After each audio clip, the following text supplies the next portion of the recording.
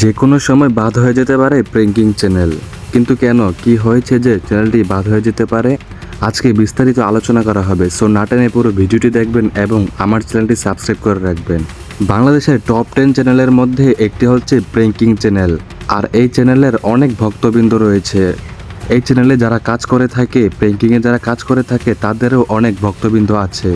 So হঠাৎ করে news হলো যে এই চ্যানেলটি নাকি বাদ হয়ে যেতে পারে, কিন্তু কেন, চ্যানেলের কি ক্ষতি হয়েছে যে চ্যানেলটি এত বড় একটি চ্যানেল বাদ হয়ে যেতে পারে।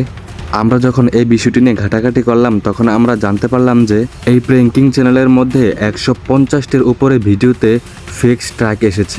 দর্শক, আপনারা হয়তো দেখেছেন বিভিন্ন নিউজে, বিভিন্ন পত্রিকা এবং আর্থিক সচিবের কিছু পোস্টে হয়তো আপনারা দেখেছেন যে প্র্যাঙ্কিং চ্যানেলে 150টি ভিডিওর উপরে ফেক স্ট্রাইক এসেছে। চ্যানেলটি হয়তোবা যে কোনো সময় বাদ হয়ে যেতে পারে। দর্শক, চ্যানেলটি যদি বাদ হয়ে যায়, এই প্র্যাঙ্কিং চ্যানেলটি যদি আর না থাকে, তাহলে আপনাদের অনুভূতিটা কেমন হতে পারে অবশ্যই কমেন্ট করে জানিয়ে যাবেন। আর চ্যানেলটি ঠিকঠাক থাকুক, কারা কারা চান অবশ্যই আপনারাও কমেন্ট করে জানিয়ে যাবেন।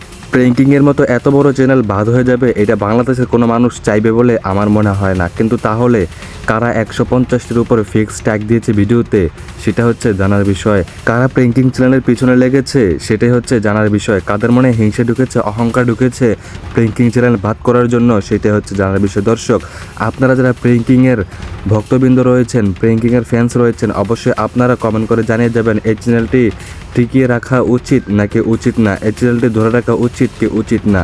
এখন আর্থিক সচিবের করণীয় কি, সব ফেক স্টেক উঠিয়ে চ্যানেলটিকে ঠিক রাখা, নাকি চ্যানেলটি বাদ করে দেওয়া, নাকি এই চ্যানেল থেকে হাল ছেড়ে দেওয়া।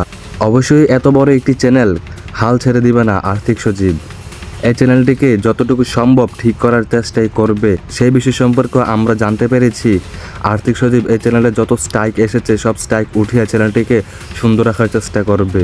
যদি চ্যানেলটি সব স্ট্রাইক উঠে সুন্দর হয়ে যায়, তাহলে আপনাদের অনুভূতি কেমন হবে, আপনাদের কাছে কেমন লাগবে, সেটাও আপনারা কমেন্ট করে জানিয়ে যাবেন। আর যারা চ্যানেলের মধ্যে ফেক স্ট্রাইক মারতেছে, তাদের সম্পর্কে কিছু আপনারা কমেন্ট করে বলে যাবেন।